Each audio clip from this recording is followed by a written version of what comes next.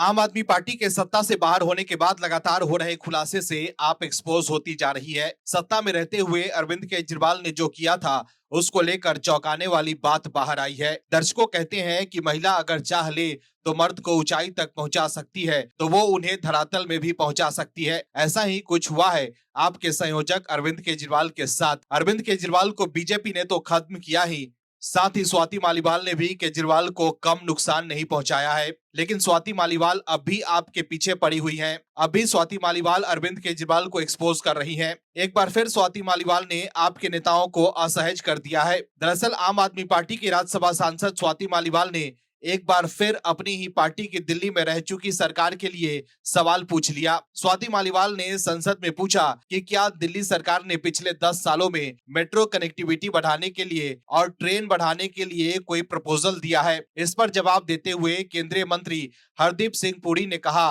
कि उन्होंने पहले भी कहा है कि दिल्ली में परिवहन सुधारों को बेहतर बनाने के लिए हम जो कुछ भी करना चाहते थे वो दिल्ली सरकार के सहयोग के अभाव में पटरी से उतर गया। उन्होंने दावा किया कि ये RRTS के बारे में अधिक है, हम इसे पूरा करने में सक्षम थे क्योंकि दिल्ली सरकार वित्त के साथ आगे नहीं आ रही थी। इसके बाद एक्स पर पोस्ट करते हुए स्वाति मालीवाल ने कहा है कि सदन में एक जरूरी मुद्दा उठाया। हर दिन लाखों युवा घंटों दिल्ली गुरुग्राम के ट्रैफिक जाम और भीड़ भाड़ वाली मेट्रो में फंसे रहते हैं, मानो आधी जिंदगी जाम में ही बीत रही है। मेट्रो कनेक्टिविटी बढ़ाने और अधिक ट्रेनों की मांग की ताकि भीड़ कम हो और लोगों का सफर आसान हो सके। वहीं केंद्रीय मंत्री हरदीप सिंह पुरी ने कहा कि आप सरकार ने NCRT प्रोजेक्ट को 3 वर्ष तक दबा कर रखा। इस मामले में सुप्रीम कोर्ट ने फटकार तक लगाई। आगे देखिए इस वीडियो में कि कैसे स्वाति मालीवाल ने आपकी पोल खुलवा दी है। बहुत लोग हर दिन गुड़गांव जाते हैं, NCR जाते हैं और नौकरी के लिए जाते हैं, लेकिन मेट्रो कनेक्टिविटी लिमिटेड है और मेट्रो ट्रेन्स में बहुत ज्यादा भीड़ है। इसके चलते लाखों नौजवानों की आधी जिंदगी दिल्ली गुड़गांव ट्रैफिक में फंस के बीती जा रही है। सर, मैं माननीय मंत्री जी से जानना चाहती हूं कि क्या दिल्ली सरकार ने पिछले 10 सालों में कोई प्रपोजल दिया मेट्रो कनेक्टिविटी को दिल्ली में बढ़ाने के लिए, NCR में बढ़ाने के लिए, और क्या ट्रेन्स बढ़ाने के लिए कोई प्रपोजल दिया गया और उसके ऊपर कोई काम हुआ या नहीं? और अगर नहीं दिया गया तो क्या केंद्र सरकार मेट्रो कनेक्टिविटी को बढ़ाने की कोशिश कर रही? धन्यवाद माननीय मंत्री जी। Sir, I shall remain eternally grateful to the honourable member for having sent this question to me. Sir, I have been on record 7 years as a long-suffering Minister for Housing and Urban Affairs, saying that whatever we wanted to do for mobility in Delhi, specifically the Delhi Metro, we pined for, requested for the cooperation of the Delhi state government. On more occasions than one, sir, it was derailed. It was not forthcoming. Funding was not forthcoming. So she makes a very important point.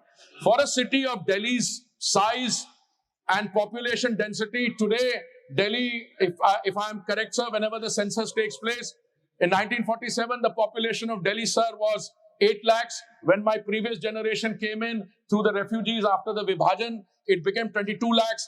अभी जब भी census होगा, मुझे लगता है दिल्ली की जनसंख्या जो है 2 करोड़ के आसपास होगी. So she makes a very important point. We need more urban transport, more connectivity. And especially the point she makes, I think it's more about the RRTS. There also, the RRTS we were able to get done, sir, because the Delhi state government at that point of time, I'm not making a political point, they were not forthcoming with the finances. In fact, the Supreme Court had to intervene and the Supreme Court had to direct the Delhi government to make available funds for the RRTS instead of spending it on advertisements. As so far as the central government is concerned, and I say this is where the state government becomes helpful, central government has approved 28.5 kilometer for metro system in Gurugram, and the NCRTC corridor connecting Gurugram was kept on hold by the AAP government for 3 years. Now with the change in government in Delhi, I'm sure that we will be able to get this done as well. But coming to a larger point, we could not have moved from 0 in 2002 to 1,011 kilometers in the 10 years plus of Modi ji's government unless the state governments had also cooperated. And where you find the state governments cooperated, the metro system has gone forward. So I'm very happy for this question. I shall remain eternally grateful. And I think in the coming time, we'll have more possibility to work on increasing the connectivity, both in terms of frequency of trains and other things for the National Capital Region of Delhi, now that we have a more receptive government here. Thank you very much, thank sir. You.